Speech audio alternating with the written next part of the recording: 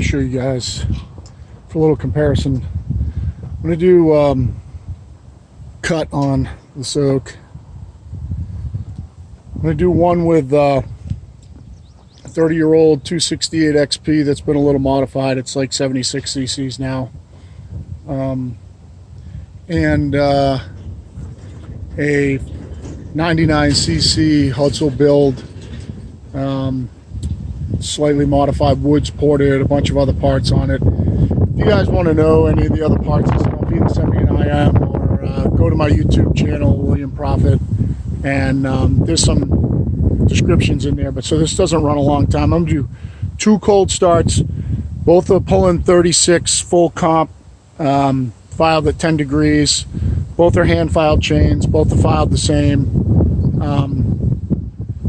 These are so 36 started out as a Huztl mill, but now it's got all Granberg parts on it, and 48 Granberg, also auxiliary oiler on that one. But so I'm going to make 2 cuts so you guys can see kind of the difference between a 76 cc saw and a 100 cc saw. And like I said, I'm going to do 2 cold starts, make the cut. I got to pull the flitch off after the first cut. I'll do it as quick as I can, and then cold start the second one, and second mill's already set up at the right depth. I got to mill them 1 5/8 planks for decking a truck. So yeah, I'll go ahead and run it.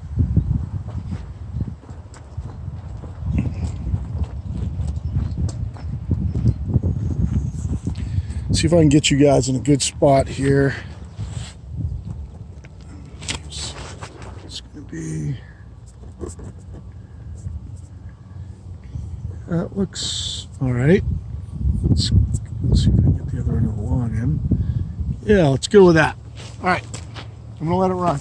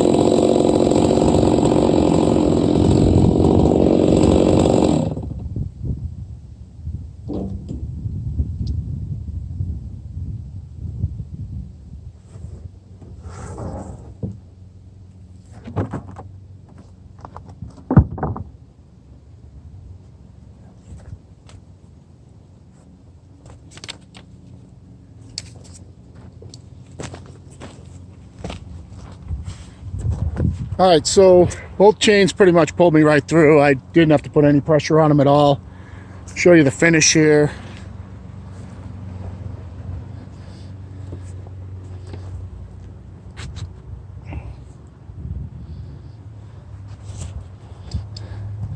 You know how big that log is. It's not small.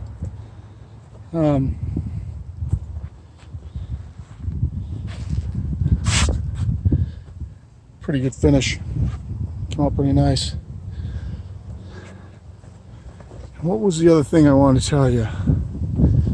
Oh yeah, this, just so you guys know, on these, I pull up, my biggest bar for these is 56.